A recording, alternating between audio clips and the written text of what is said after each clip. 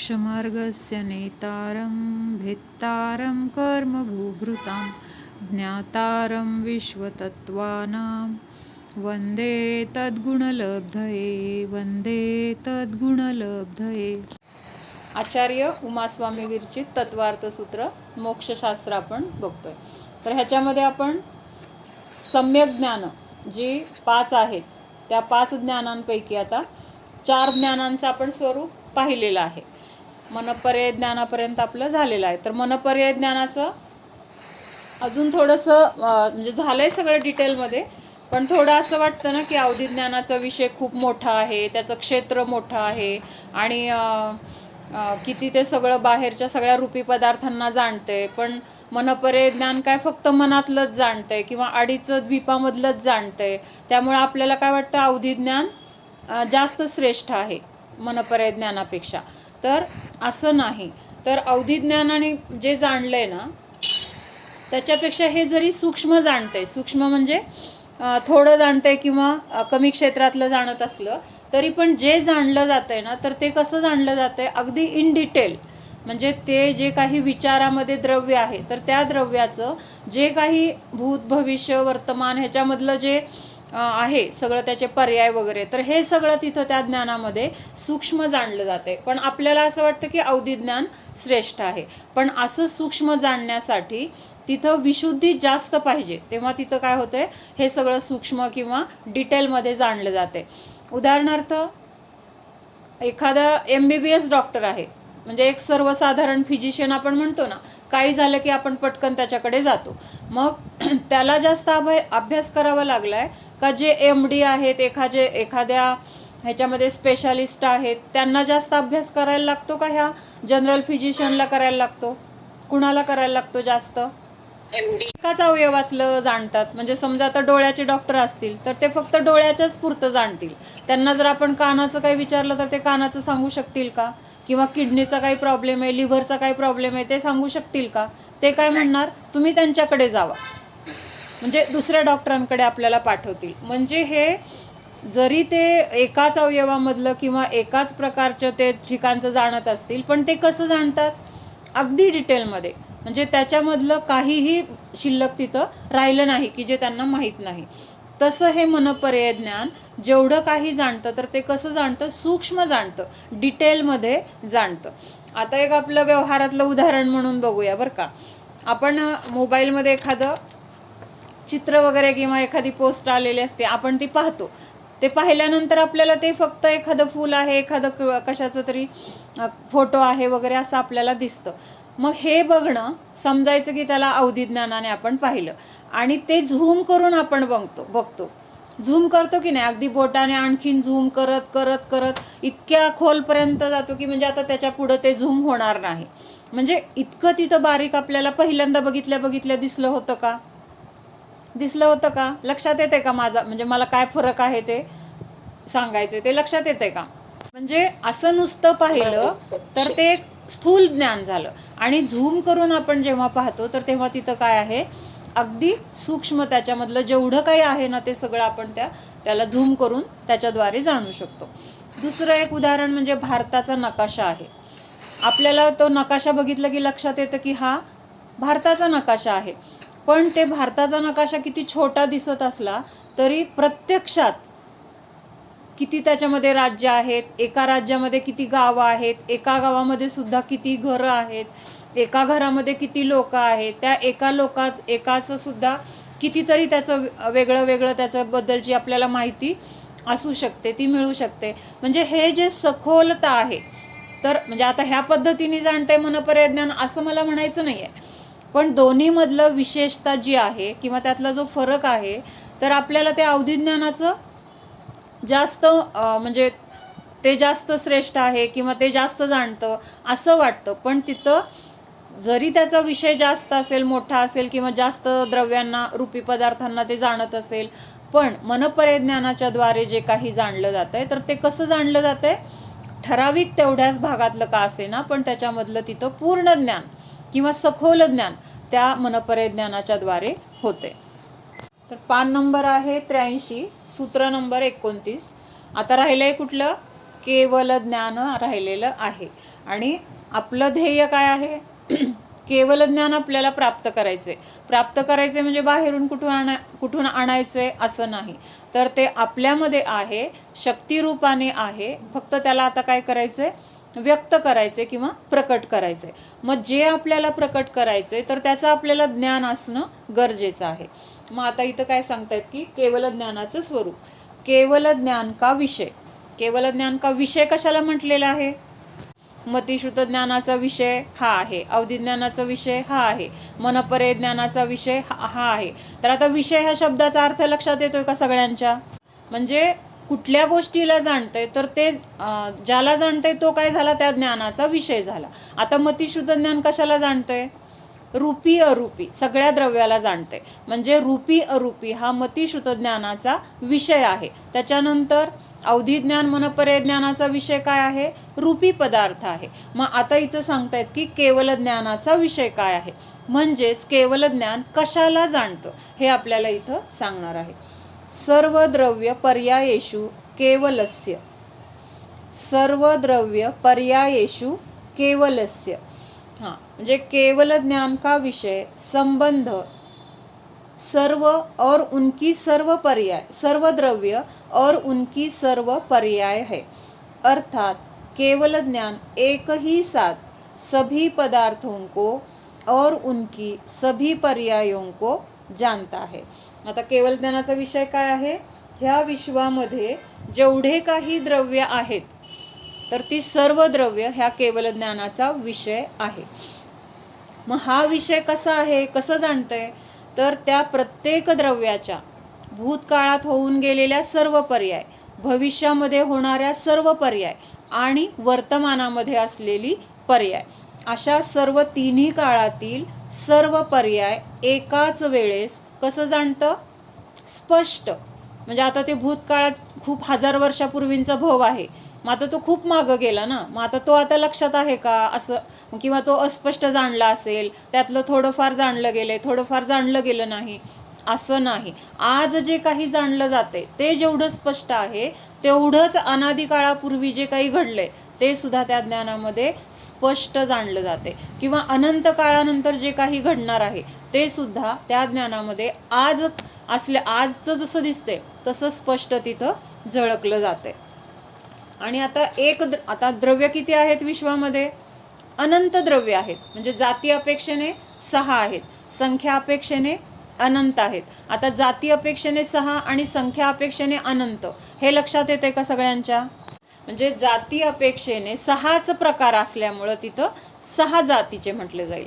पण एकाच द्रव्याचे त्या द्रव्यामध्ये किती द्रव्य आहेत ते समान द्रव्य, तर त्यांना काय म्हटलेलं आहे? संख्या. म्हणजे आता जीवद्रव्य, एक जीव हे एक जाती झाली, पण त्या जीवद्रव्यामध्ये एकूण संख्या किती आहे म्हटलं तर आपण मोजू शकतोय का? अनंतानंत जीव आहेत. आणि पुद्गल किती आहेत? ह्या जीवद्रव्य जेवढे काही संख्या जीवद्रव्याची आहे त्याच्या अनंतपट पुद्गल द्रव्य आहे.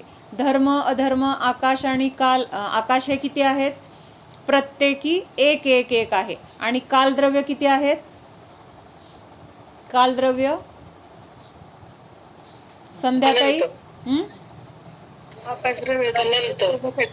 कालद्रव्य विसरताय तुम्ही परत, किती आहेत कालद्रव्य?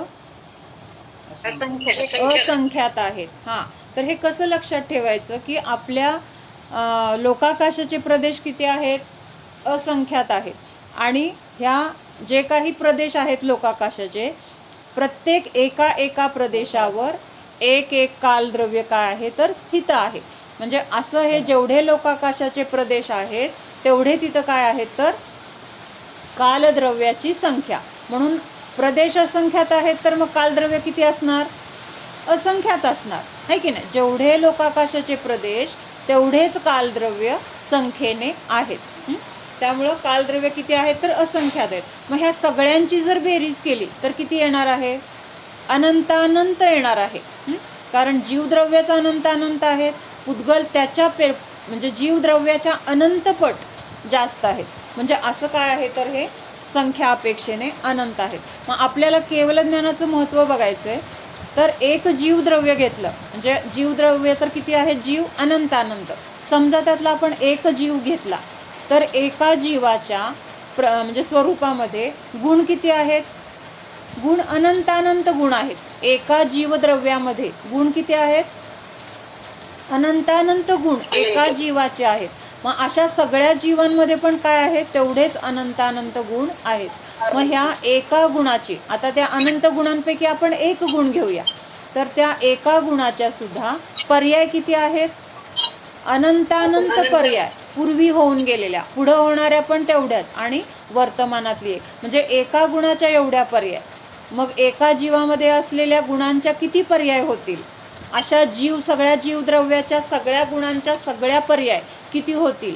त्याच्यानंतर पुद्गल द्रव्य, पुद्गल द्रव्याच्या एका एका द्रव्याच्या किती पर्याय, अशा अनंत पुद्गल द्रव्यांचा किती पर्याय, त्यांचं स्कंदरूप परिणमन, त्यांचं शुद्धरूप परिणमन, हे सगळं काय आहे तर ह्या ज्ञानामध्ये सगळं जाणलं जाते.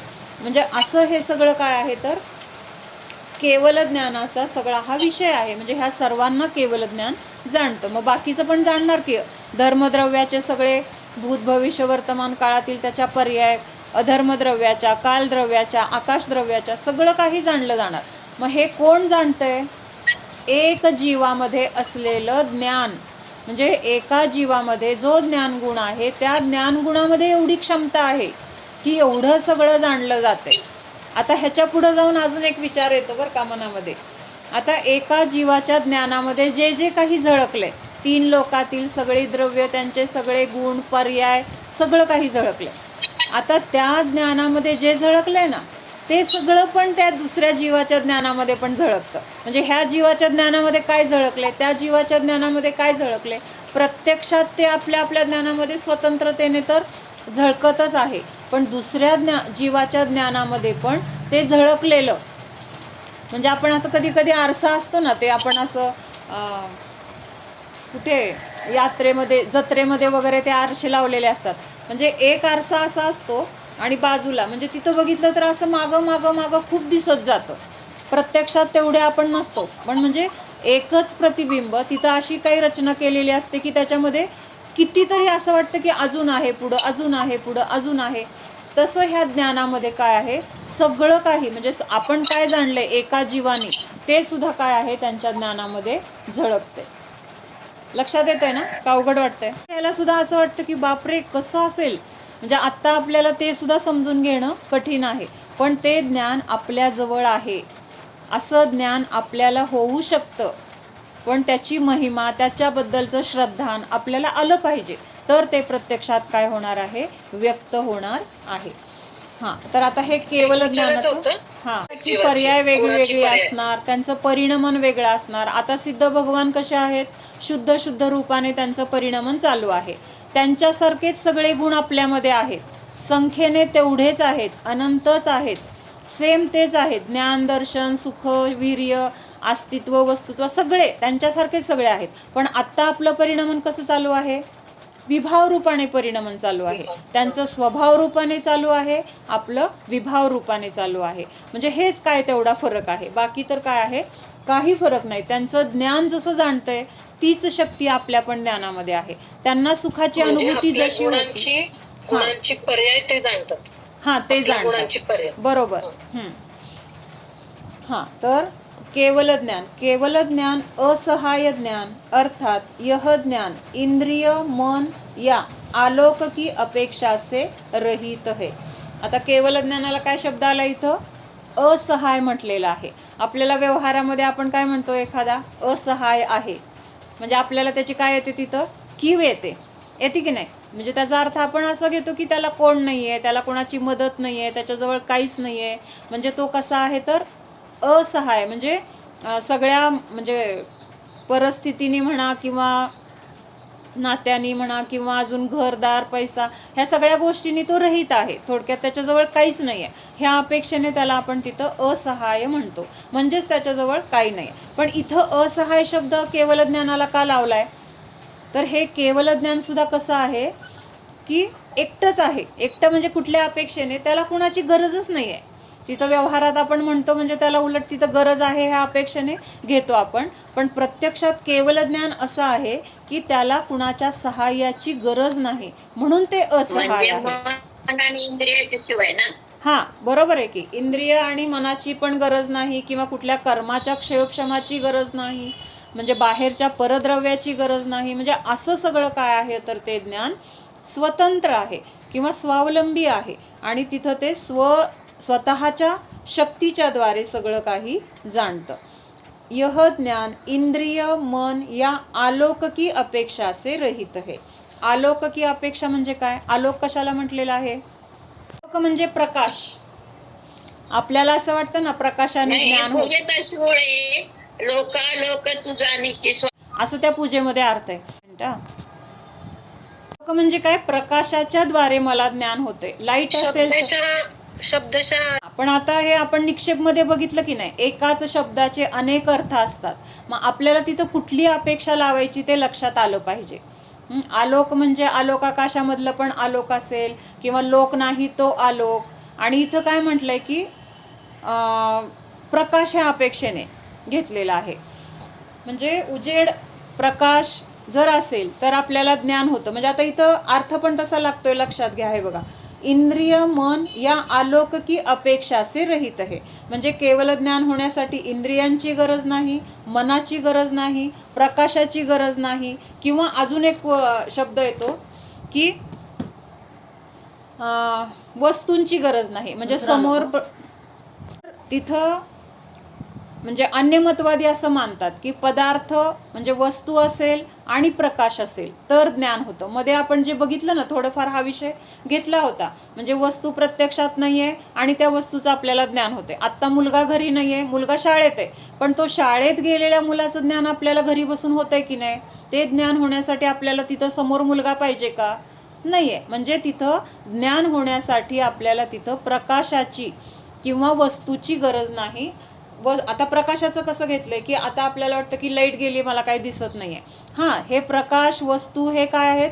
निमित्त रूपाने आहेत, म्हणजे त्यांचं पूर्ण म्हणजे त्यांचं नकार नाही आहे किंवा त्यांना पूर्ण नाकारलेलं नाही आहे, पण तिथं काय म्हटलेलं आहे? ते निमित्त रूपाने आहेत, म्हणजे ते असलेच पाहिजे तर ज्ञान होतंय असं नाही. आलोक ज्ञान का कारण है, इंद्रिय से ज्ञान उपजता है, यह मान रहा था पर क्यों कर, जड चेतन सर्जन करता है. म्हणजे असं मी आजपर्यंत मानत होतो की काय, हे प्रकाश असेल तर मला ज्ञान होते, इंद्रिय असतील तर मला ज्ञान होते, असं मी मानत होतो. आणि ही काय आहे? माझी चूक आहे. आणि मग आता काय केलेलं आहे की ह्याच्यामध्ये जड चेतन सर्जन करता आहे. पण आता म्हणजे जड म्हणजे काय? पुद्गल, आणि चेतन म्हणजे जीव, असं दोघांमध्ये फरक केलाय, अंतर केलंय, आणि ह्या गोष्टी माझ्या ज्ञानाला कारण नाहीत असं तिथं त्यांनी म्हणजे सांगण्याचा त्यांचा भाव आहे. मेरा स्वभाव है ज्ञानमयी, यह भेद ज्ञानपा हर्षाया.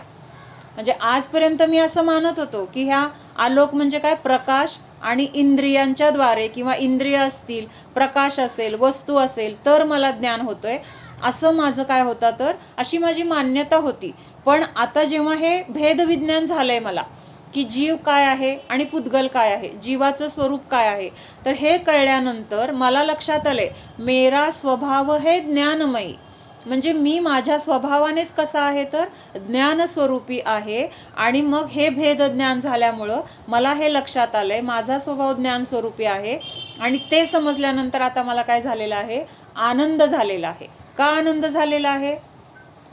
तर मला आता ज्ञानासाठी पराची गरज राहिलेली नाही, इंद्रियांवर अवलंबून राहायची गरज नाही, प्रकाशावर अवलंबून राहायची गरज नाही, किंवा बाहेर त्या वस्तू असायला पाहिजेत ह्याची गरज नाही. हे सगळं काय झालं? तिथं आपलं परावलंबन संपलं. म्हणजे आपल्याला स्वतंत्रता मिळाल्यावर आनंद होतो का वाईट वाटतं? पराच्या अधीन असताना आनंद होतो का स्वतःच्या अधीन असताना आनंद होतो?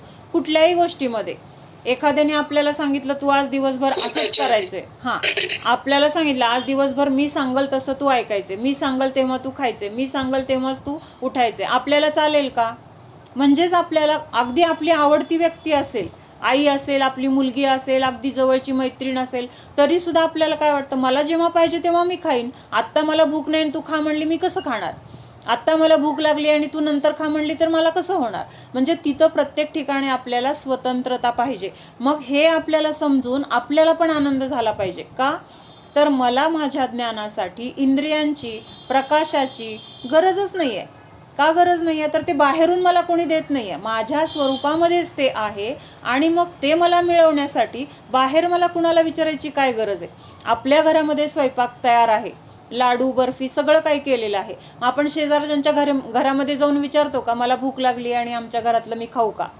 असं आपल्याला कल्पनासुद्धा कशी वाटते? चुकीची वाटते. किंवा ते आपल्याला काय हे वेड्याचा बाजार असं म्हणणार आपण. पण आत्ता प्रत्यक्षात आपलं तेच चाललंय.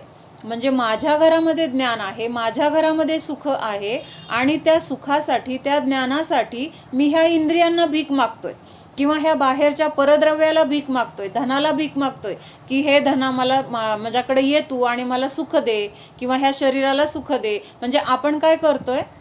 स्वतः राजा आहे आणि आपण दुसऱ्यांच्या घरी जाऊन भीक मागतोय. मग तसं आपल्याला जर कळलं की मी स्वतः राजा आहे, माझ्या घरामध्ये सगळं असताना मला दुसरीकडे जायची काय गरज आहे, हे कळलं तर आपल्याला आनंद होणार की नाही?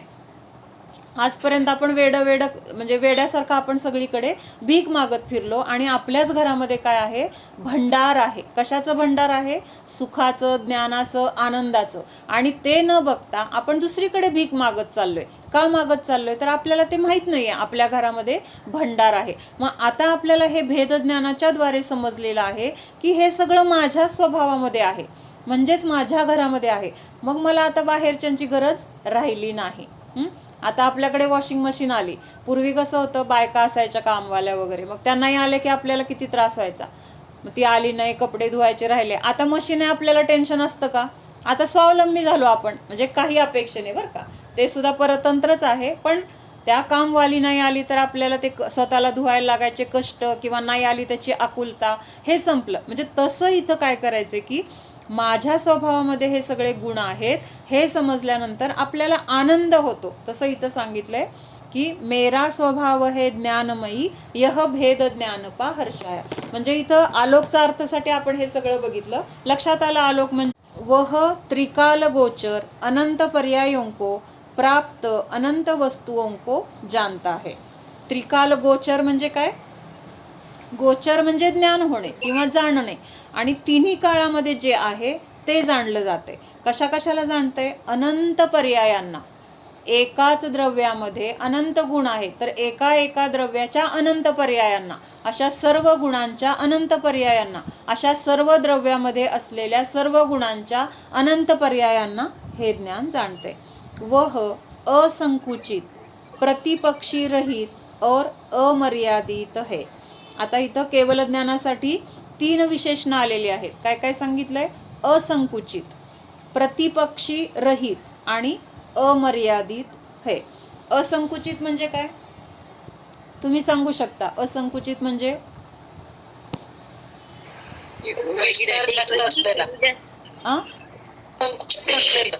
हा, म्हणजेच काय? मग केवल ज्ञानाला आपण ते कसं लावणार? संकुचित नसलेलं बरोबर आहे.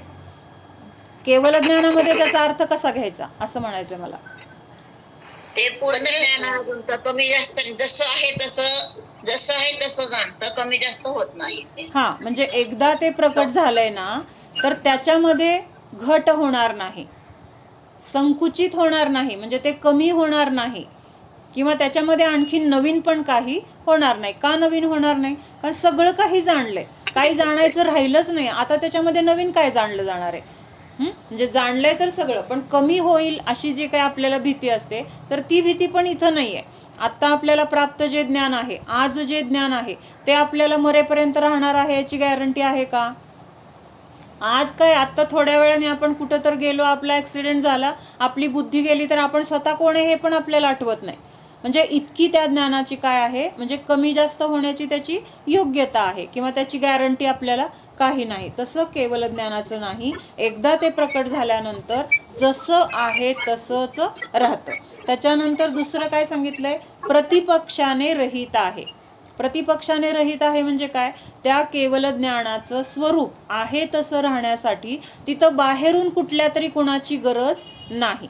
म्हणजे ते असेल तर माझं अस्तित्व आहे, ते असेल तर मी टिकणार, ते नसेल तर माझं नाश होणार, असं कुठल्याही बाहेरच्या द्रव्याची, कुठल्या पर्यायाची किंवा परद्रव्याची तिथं काय आहे, अपेक्षा नाही. म्हणून प्रतिपक्षाने ते रहित आहे आणि अमर्यादित आहे. अमर्यादित कुठल्या अपेक्षेने म्हटलंय सांगा तुम्ही आता जे काही झळकलंय केवल ज्ञानामध्ये, तर ते जे काही जाणते त्याच्यामुळे मर्यादा कुठंच नाहीये ना. पूर्ण जाणत असल्यामुळे मर्यादा कुठंच राहत नाही की बाबा एवढं तिथपर्यंत जाणतं, त्याच्या पुढचं जाणत नाही, असं काहीच नाही. आता आपलं समजा आता सिद्ध भगवान आहेत, त्यांच्या ज्ञानामध्ये जे झळकलंय तर ते मर्यादित आहे का अमर्यादित आहे? एक विषय बघितला होता, असंख्यात लोक प्रमाण. अमर्यादित कुठल्या अपेक्षेने, थोडंसं आणखी मला वेगळं म्हणायचंय की आता केवल ज्ञानामध्ये एक लोकाकाश, त्या लोकाकाशामध्ये असलेली सगळी द्रव्य वगैरे सगळं जाणलं जाते. म्हणजे असं जर बघितलं ना, तर समजा एक असा मोठा गोल आहे आणि त्या गोलामध्ये एक बिंदू दिला आपण. काय दिला? एक बिंदू. तर त्या ज्ञानामध्ये तो बिंदू म्हणजे लोकाकाश आहे. कळतंय का? म्हणजे बाकीचं ज्ञान अजून एवढं आहे की त्या एका बिंदूसारखे अजून तिथं अनंत बिंदू आले तरी पण जाणण्याची त्याच्यामध्ये क्षमता आहे. म्हणून ह्या अपेक्षेने पण त्याला काय म्हटलेलं आहे? अमर्यादित. अमर्यादित आपण दोन प्रकाराने बघितलं, लक्षात येतंय? एक आत्ता जाणते तर ते भूत भविष्य सगळ्या पर्यायांना जाणते, अनंतच आहे, म्हणजे त्याला मर्यादाच नाही. म्हणजे इतके द्रव्यांचे इतक्या पर्याय वगैरे ह्या सगळ्या अमर्यादित आहेत. पण तरी सुद्धा हे कुठलं आहे? एकाच लोकाकाशामधलं आहे.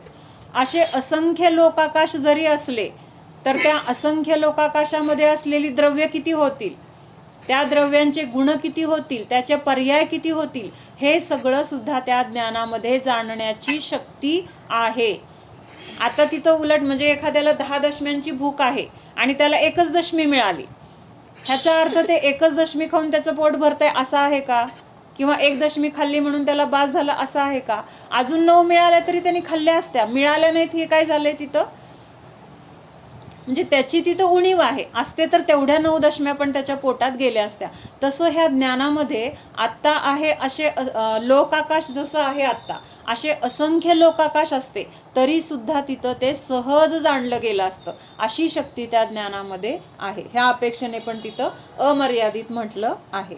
आता इथं एक शंका विचारली आहे, जिस पदार्थ का नाश हो चुका है और जो पदार्थ अभी उत्पन्न नहीं हुआ उसे केवल ज्ञान कैसे जान सकता है?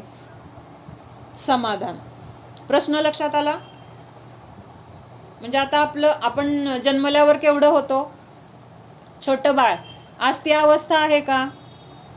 आपल्याला स्वतःला आठवत नाही, पण आपल्या आईवडिलांना आठवत असली तरी ती अवस्था आत्ता आहे का? नष्ट झाली ना ती अवस्था. मग जे नष्ट झालंय त्याला कसं केवल ज्ञान जाणते? किंवा अजून 10 वर्षांनी आपली काय अवस्था असेल ते आत्ता आपल्याला माहीत नाही आहे, पण ते केवल ज्ञानामध्ये झळकतंय. मग ती पर्यायच अजून व्यक्त झाली नाही, मग त्याला कसं केवल ज्ञान जाणतंय असा प्रश्न आहे. समाधान. केवल ज्ञान निरपेक्ष होने से बाह्य पदार्थों की अपेक्षा के बिना ही नष्ट और अनुत्पन्न पदार्थों को जाने तो इसमें कोई विरोध नहीं आता. म्हणजे आता केवल ज्ञानाला आपण बघितलं की नाही की केवल ज्ञानाला इंद्रिय आणि मनाची गरज नाही, किंवा मगाशी बघितलं आलोक म्हणजे प्रकाशाची गरज नाही. तसंच तो पदार्थ समोर असण्याची पण गरज नाही. म्हणजे आपल्यासमोर डोळ्यासमोर आहे म्हणून आपण जाणतोय असं म्हणलं तर काय झालं? त्या वस्तूवर आपण अवलंबून झालो. त्या वस्तू समोर असल्यामुळं ज्ञान झालं असं जर मानलं तर तिथं काय होईल? मग केवल ज्ञानाला बाधा येईल. पण केवल ज्ञानाला ह्या वस्तूला जाणण्यासाठी किंवा ह्या द्रव्यांच्या भूतकालीन भविष्यकालीन पर्याय जाणण्यासाठी ती वस्तू प्रत्यक्षात समोर असण्याची गरज नाही. हीच तर त्या ज्ञानाची विशेषता आहे. लक्षात येते का? ज्ञानाची विशेषता काय आहे? प्रत्यक्षात सिद्ध भगवंतांच्या समोर त्या वस्तू असण्याची गरज नाही. सिद्ध भगवान कुठं आहेत? कुठं आहेत आता? तिथे वरती सर्वार्थ सिद्धीच्या पण वरती सिद्धशिलेवर आहेत. आपण कुठं आहे? मध्य लोकात आहे. खाली नरकामध्ये म्हणजे सगळे नारकी वगैरे आहेत. पण सगळ्यांना तिथं सिद्ध भगवान तिथं बसून कसं जाणतायत? अगदी समोर असल्यासारखं जाणतायत. मग त्यांच्या समोर त्या वस्तू ते द्रव्य आहेत का?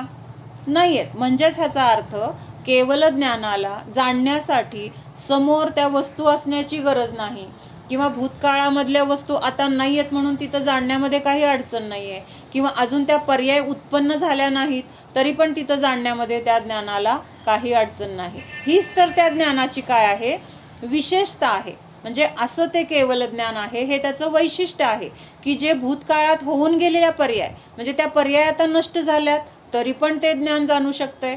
अजून ज्या पर्याय उत्पन्न झाल्या नाहीत, भविष्यामध्ये होणार आहेत, त्याला पण ते ज्ञान जाणतंय. म्हणजे असं ते ज्ञान काय आहे, एक म्हणजे विशेष आहे, अलौकिक आहे. आणि त्यामुळं तिथं काय आहे, पदार्थ असण्याची गरज नाही. किंवा असं म्हटलं की तिथं पदार्थ नसताना किंवा त्या पर्याय तिथं प्रत्यक्षात आता वर्तमानामध्ये नसताना सुद्धा तिथं ते जाणतंय, तर ह्याच्यामध्ये काही बाधा येणार नाही असं सांगितलंय. केवल ज्ञान को विपर्यय ज्ञानत्व का भी प्रसंग नहीं आता.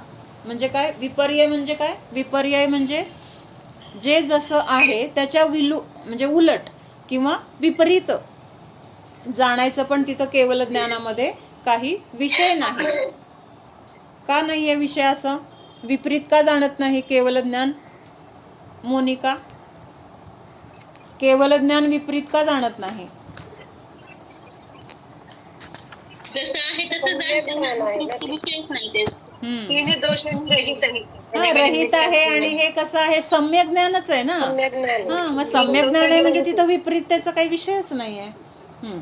क्योंकि वह यथार्थ स्वरूप से पदार्थ को जानता है, यद्यपि नष्ट और अनुत्पन्न. अनुत्पन्न म्हणजे काय, भविष्यामध्ये जे होणार आहे, अजून उत्पन्न झालेली नाही अशा अनुत्पन्न वस्तुओं का वर्तमान में सद्भाव नहीं है, तथापि उनका अत्यंत अभाव भी नहीं है.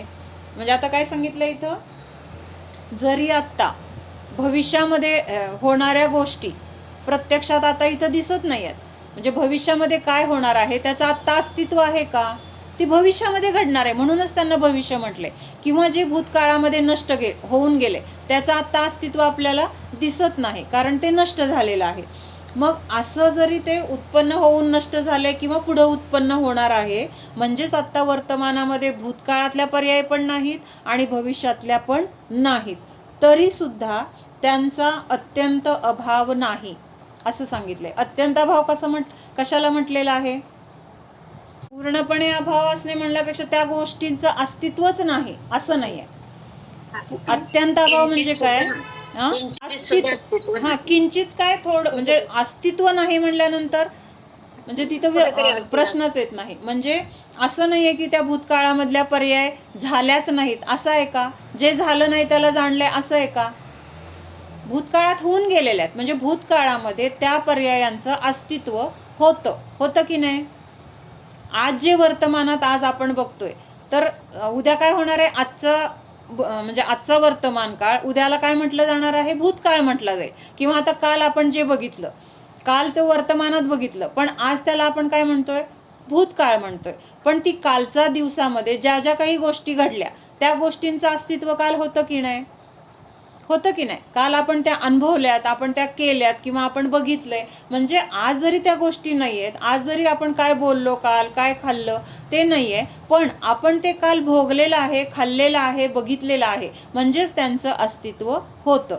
तसंच भविष्यामध्ये पण जे काही ज्ञानामध्ये जाणलं जातंय त्यांचं अस्तित्व भविष्यामध्ये पण काय असणार आहे, तिथं होणार आहे. त्या पर्याय तिथं उत्पन्न होणार आहेत, म्हणजे भविष्यामध्ये त्या पर्याय असणार आहेत. म्हणजे पर्याय होणार नाही आहेत आणि ज्ञानाने जाणलं असं तर नाही आहे. म्हणजे त्यांचा अत्यंत अभाव नाही म्हणजे काय म्हटलेलं आहे, म्हणजे त्यांचं अस्तित्व होतं किंवा असणार आहे आणि आत्ता वर्तमानामध्ये आहे. लक्षात येते का अवघड वाटतंय. आता वस्तू आत्ता वर्तमानामध्ये वस्तूचं अस्तित्व आहे, मग ह्या वस्तूच्या काल ज्या काही पर्याय होऊन गेल्या त्याला म्हणतोय आपण भूतकाळ, पण वस्तूच्या अस्तित्वामध्ये त्या पर्याय होऊन गेलेले आहेत आणि आज वर्तमानामध्ये ती पर्याय वर्तमान म्हटली जाईल आणि उद्या ज्या त्या वस्तूच्या पर्याय उत्पन्न होणार आहेत तर त्या काय आहेत, नक्की उत्पन्न होणार आहेत. आणि हेच काय करतंय, ते ज्ञान जाणते. म्हणजे त्या पर्यायांचं अस्तित्व एकतर पूर्वी होतं किंवा पुढं असणार आहे, त्यांचा अभाव नाही. ह्या अपेक्षेने तिथं अत्यंत अभाव म्हटलेलं आहे. केवल ज्ञान सर्व द्रव्य और उनकी त्रिकालवर्ती अनंतानंत पर्यायों को अक्रम से एक ही काल में जानता है.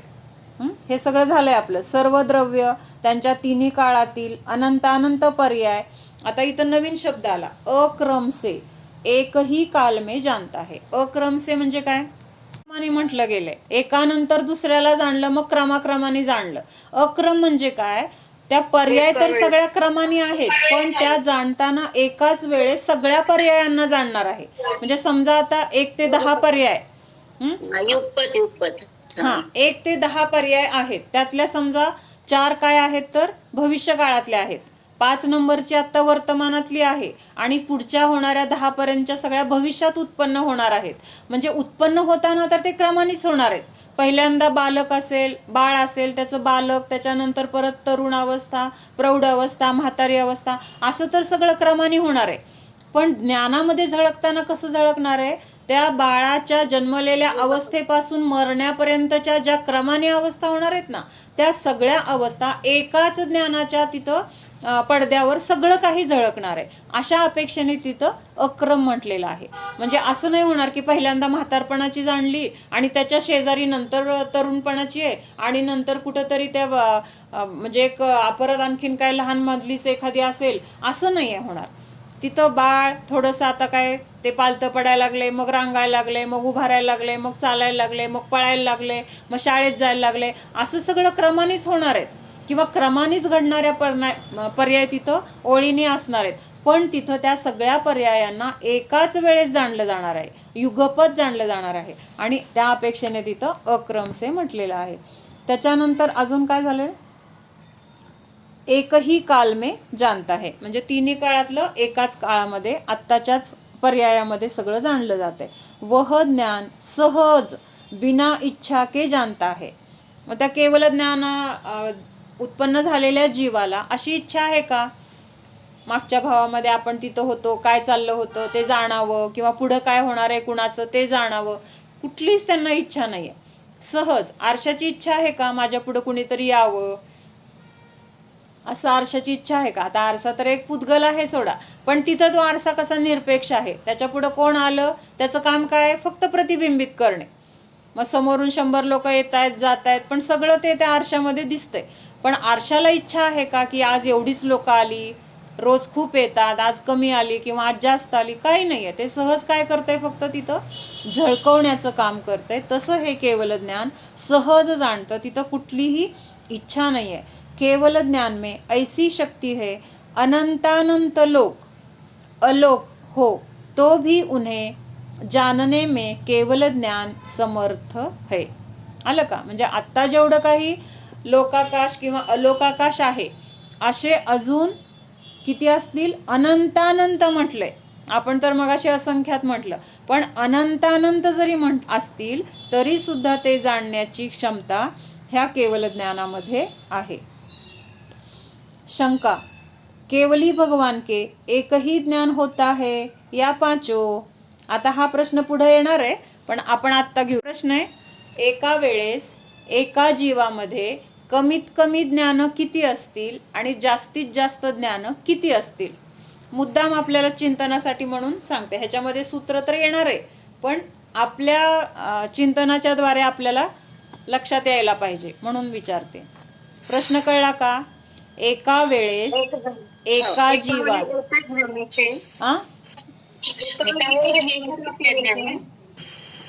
कमीत कमी ज्ञान एका जीवाला किती असेल तर 1 असणार. म्हणजे आपल्याला असं वाटतं ना काही काही जणांना, आता मग 5ही ज्ञान असतील तर तो जीव भारी, कारण सगळीच्या सगळी आहेत असं वाटतं.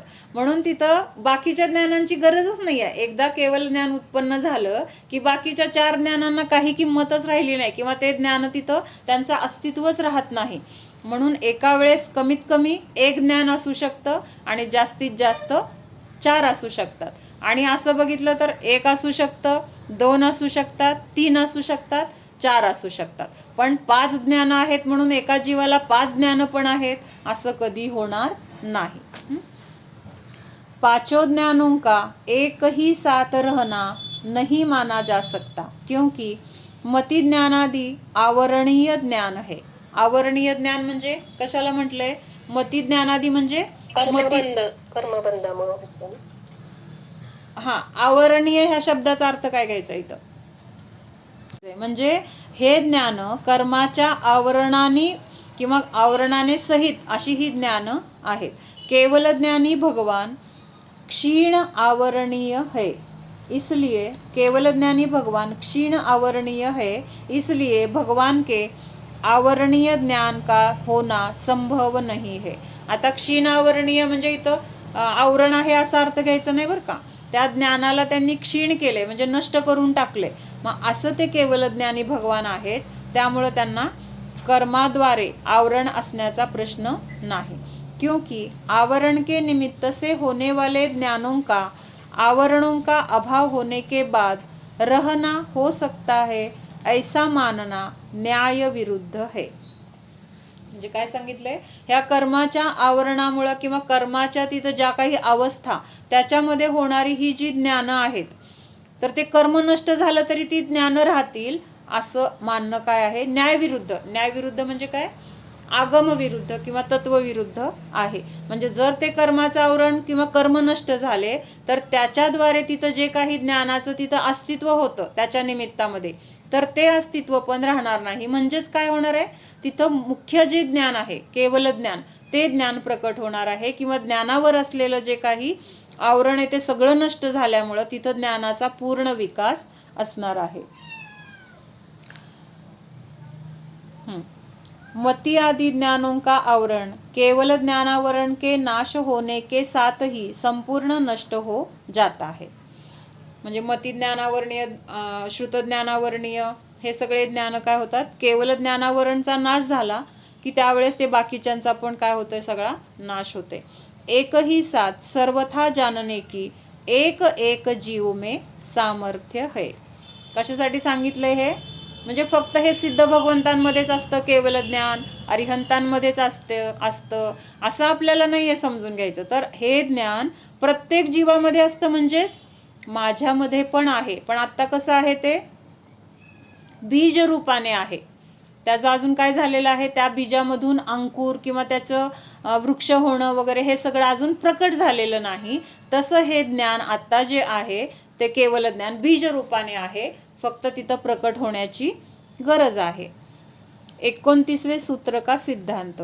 मैं पर को जानूं तो बड़ा कहलाऊं, ऐसा नहीं, किंतु मेरी अपार सामर्थ्य अनंत ज्ञान ऐश्वर्य रूप है, इसलिए मैं पूर्ण ज्ञान घन स्वाधीन आत्मा हूँ. इस प्रकार पूर्ण साध्य को प्रत्येक जीव को निश्चित करना चाहिए. म्हणजे असं केवल ज्ञान मला पण असावं. कशासाठी असावं? मग मला पण ह्या लोकांमध्ये जेवढे काही द्रव्य आहेत त्यांचे सगळे काही पर्याय सगळं काही मला पण जाणायला मिळेल. ह्याच्यासाठी आपल्याला केवल ज्ञान प्राप्त करायचं नाही. लक्षात येते का? इथं काय सांगितले त्यांनी? मैं पर को जानू तो बडा कहलावू. आणि मग असं मला ज्ञान झालं तर माझं सगळीकडे कौतुक होईल असं वगैरे ह्याच्यासाठी नाही. पण काय करायचंय? असं सामर्थ्य, अपार सामर्थ्य, अनंत ज्ञान, ऐश्वर्य रूप है, म्हणजे हे सगळं माझ्यामध्ये आहे, हे सगळं माझं वैभव आहे. इसलिए मैं पूर्ण ज्ञान घन स्वाधीन आत्मा हूँ. इस प्रकार पूर्ण साध्य को प्रत्येक जीव को निश्चित करना चाहिए. आणि असं ते ज्ञानाचा स्वामी मी आहे, म्हणून मला ते माझं स्वरूप काय करायचंय? प्रकट करायचं. ते माझं स्वरूप आहे. मग त्या स्वरूपाला प्राप्त करण्याची मला काय अवघड नाही आहे किंवा त्याच्यासाठी मला दुसरा कुठला हेतू ठेवण्याची गरज नाही. तर उलट ते माझं स्वरूप आहे आणि त्या स्वरूपाला प्राप्त करणं हा माझा काय आहे? स्वभाव आहे किंवा ते माझं एक म्हणजे हक्क आहे. अशा दृष्टीने तिथं हे जाणून घ्यायचंय. म्हणजे बाकीच्या मोठेपणासाठी वगैरे असं काही गरज नाही. इस प्रकार निश्चित करके स्व से एकत्व और पर से विभक्त, भिन्न अपने एकाकार स्वरूप की ओर उन्मुख होना चाहिए. मग असं सामर्थ्य माझ्यामध्ये आहे किंवा ह्या ज्ञानाला प्रकट करण्यासाठी किंवा ह्या केवल ज्ञानासाठी मला इंद्रिय मनाची गरज नाही. मग मी परावर अवलंबून कशासाठी राहायचं? एवढं उत्कृष्ट ज्ञान माझ्यामध्ये आहे आणि ते जर मला माझ्या आनंदासाठी उपयोगी आहे, मग त्याच्यासाठी मला पराची गरज नाही, तर मग परावर अवलंबून राहायचं कारणच नाही. म्हणून हे समजून स्वसे एकत्व काय करायचंय? स्वसे एकत्व. स्वसे म्हणजे आपल्या आत्मस्वरूपाशी एकत्व. म्हणजे आता आपण काय केलेलं आहे? परद्रव्याशी एकत्व केलेलं आहे, शरीराशी एकत्व केलेलं आहे आणि हे एकत्व पराशी केल्यामुळं आपण दुःखी आहोत. मग आता आपल्याला जर सुखी व्हायचे किंवा हे ज्ञान प्राप्त करायचे तर स्वतःचं जे अस्तित्व आहे त्या अस्तित्वाशी एकत्व आणि परापासून विभक्त झालो तर आपल्याला स्वतःच्या अस्तित्वाची जाणीव होणार आहे. अपने एकाकार स्वरूप की ओर उन्मुख होना चाहिए. एकाकार म्हणजे जे आपलं स्वरूप आहे तर त्याच्याकडे, त्या स्वरूपाकडे, त्या एकाच स्वरूपाकडे उन्मुख. उन्मुख म्हणजे काय? आत्ता आपलं तोंड कुणाकडे आहे? पराकडे आहे, परद्रव्याकडे आहे, शरीराकडे, आपल्या संयोगाकडे आहे, देवशास्त्र गुरूंकडे आहे. हे सगळं कशामध्ये येणार आहे? देवशास्त्र गुरु सुद्धा कशामध्ये येणार? स्वमध्ये येणार का परामध्ये येणार? परामध्येच येणार. हा, म्हणजे तिथं आपल्याला त्यांच्याबद्दल आदर, बहुमान, भक्ती पाहिजे. पण त्यांचं म्हणजे तिथं किती जरी आपण केलं तरी ते आपल्या स्वरूपामध्ये येऊ शकत नाहीत. म्हणजे आपल्यापासून ते भिन्नच आहेत. म्हणून ह्या सगळ्यापासून भेदविज्ञान करून स्वतःच्या स्वरूपाशी एकरूप झालो किंवा त्याच्याकडे उन्मुख झालो तर आपल्याला आपल्या स्वरूपाची प्राप्ती होणार आहे. अपने एकाकार स्वरूप की ओर उन्मुख होने पर सम्यक दर्शन प्रकट होता है और जीव क्रमशः आगे बढ़ता है और थोड़े समय में उसकी पूर्ण ज्ञान दशा प्रकट हो जाती है. म्हणजे एकदा स्वरूपाकडे दृष्टी दिली, तिथं सम्यक दर्शनाची प्राप्ती झाली आणि मग हळूहळू क्रमाक्रमाने काय होते? तिथं ज्ञान आणि चारित्र्य ह्या दोन्हींचं काय होतंय? तिथं वाढत जाते. ज्ञान आणि चारित्र्य हे कसे वाढतात? क्रमाक्रमाने वाढतात. आणि श्रद्धान हे कसं वाढतं? श्रद्धान कसं वाढतं? क्रमाने वाढतं का हळूहळू वाढतं का फास्ट वाढतं?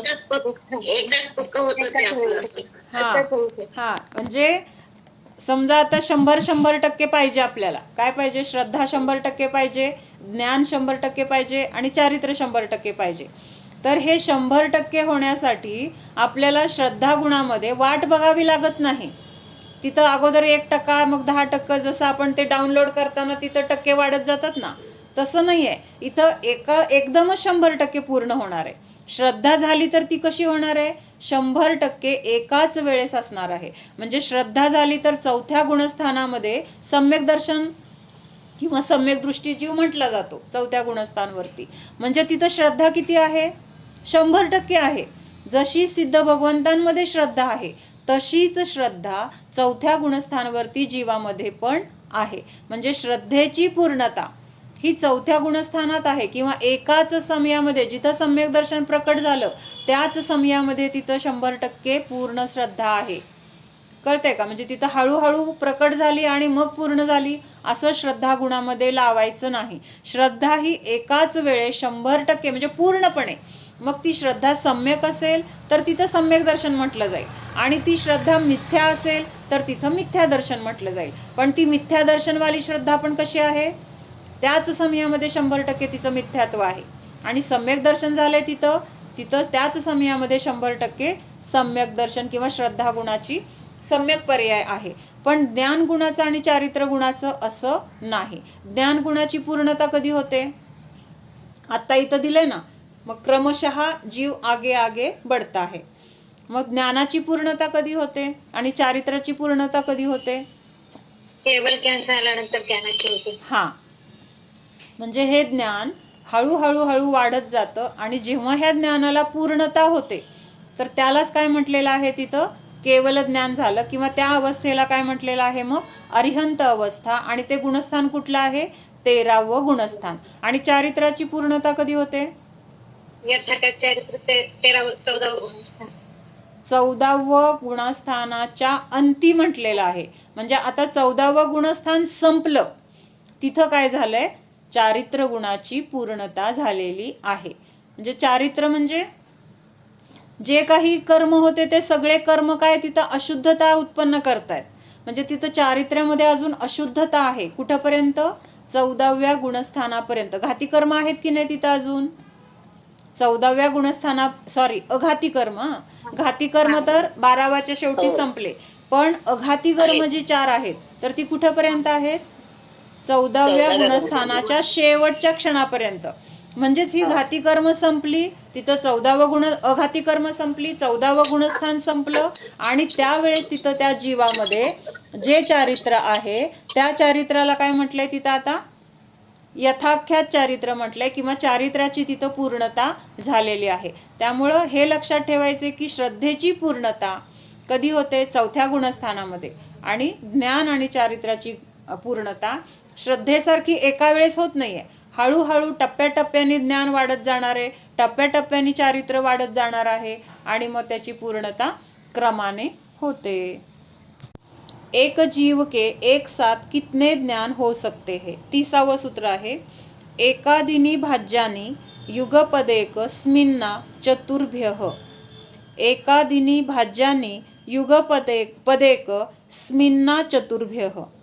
एक जीव में एक साथ एक से लेकर 4 ज्ञान तक विभक्त करणे योग्य है. म्हणजे एक ज्ञानापासून 2, 3, 4 असे तिथं विभाग करण्यायोग्य आहे. म्हणजे असतील तर एक असतील, 2 असेल, 1 असेल, 2 असतील, 3 असतील, किंवा 4 ज्ञान एका वेळेस एका जीवामध्ये असू शकतात, असं हे सूत्र आहे.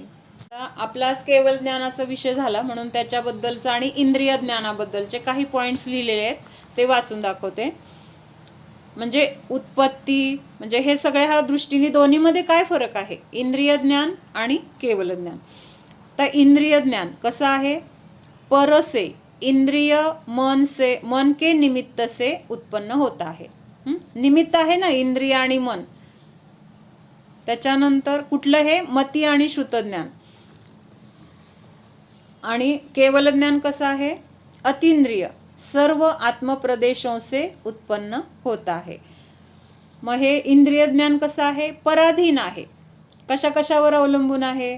तिथं डोळे चांगले पाहिजेत, ऐकायला चांगलं यायला पाहिजे, कर्माचा तिथं काय आहे? क्षयोपशम पाहिजे, ज्ञानावर्णीय कर्माचा. म्हणजे हे सगळ्या बाहेरच्या गोष्टी आहेत, म्हणजे ह्याच्यावर काय आहे ते अवलंबून आहे, म्हणून तिथं पराधीन म्हटलंय. हे सगळं समजून घेताना तिथं फक्त निमित्त अपेक्षेने घ्यायचंय बरं का. म्हणजे ते इंद्रिय असतील तरच ज्ञान होणार असं तिथं कर्ता कर्म संबंध लावायचा नाही. त्याच्यानंतर केवल ज्ञान कसं आहे? स्वाधीन आहे. मतिश्रुत ज्ञान किंवा हे इंद्रिय ज्ञान मात्र कुछ पदार्थों को जानने वाला है. केवल ज्ञान अनंत पदार्थों को जानने वाला है. इंद्रिय ज्ञान समल, इच्छेने सहित है. इच्छा म्हणजे तिथं इच्छा आहे, त्या ज्ञानामध्ये काहीतरी जाणायची इच्छा आहे, म्हणजे असं जे काय आहे तर ते इच्छा आहे, म्हणून तिथं काय म्हटलेलं आहे? समल. इच्छा ह्याला काय म्हटलं इथं? मळ म्हटलेलं आहे. आणि केवल ज्ञान विमल है. इंद्रिय ज्ञान अवग्रह, इहा, आवाय, धारणा इस क्रम से जानने वाला है. केवल ज्ञान अवग्रह इहादि से रहित एक समय में जानने वाला है. इंद्रिय ज्ञान परोक्ष है, केवल ज्ञान प्रत्यक्ष है. इंद्रिय ज्ञान आकुलता सहित है, केवल ज्ञान अनाकुल है. इंद्रिय ज्ञान पारमार्थिक नहीं है, केवल ज्ञान पारमार्थिक है. पारमार्थिक म्हणजे काय? इंद्रियांच्या द्वारे आपण जे जाणतो ते काय जाणतो? पुद्गल जाणतो. तिथं आत्मा जाणला जातो का? डोळ्याच्या द्वारे, नाकाच्या द्वारे, कानाच्या द्वारे, जिभेच्या द्वारे आत्मा नाही जाणला जात. म्हणून तिथं हे पराला जाणतं, ह्या अपेक्षेने पारमार्थिक. आणि केवल ज्ञान कसं आहे? पारमार्थिक म्हणजे आत्मा हाच तिथं विषय आहे. किंवा तिथं भगवान असं म्हटलं जातं की सगळ्या 3 लोकातील पदार्थांना जाणतायत, पण भगवान कुणाला जाणतायत नक्की? स्वतःला जाणतायत आणि त्या स्वतःच्या ज्ञानामध्ये, त्या ज्ञानामध्ये एवढी विशुद्धी झाली आहे, एवढी तिथं निर्मळता आलेली आहे, सगळी अशुद्धता नष्ट झाली आहे आणि ते ज्ञान असं स्वच्छ झालंय की त्याच्यामध्ये सगळं काय आहे आपोआप तिथं प्रतिबिंबित होतंय. ह्या अपेक्षेने सांगितलं. ओम सावधान, जाणा हा मी शुद्ध जीव आहे, जाणणारा आहे, मात्र जाणत आहे. जाणणे सोडून मी अन्य काहीही करणारा नाहीच. जाणा हा मी केवल ज्ञान स्वरूपी आहे. माझ्यामध्ये 3 लोकाला जाणण्याची शक्ती, सामर्थ्य आहे. माझे ज्ञान अनंत आहे, अलौकिक आहे, असंकुचित आहे, प्रतिपक्षाने रहित आहे. म्हणजेच केवल ज्ञानाला इतरांची, इंद्रियाची, मनाची, परद्रव्याची गरज नाही, अपेक्षा नाही, कर्मांची अपेक्षा नाही. स्वतंत्र, स्वाधीन अशा स्वतःच्या ज्ञान स्वरूपाला जाणा.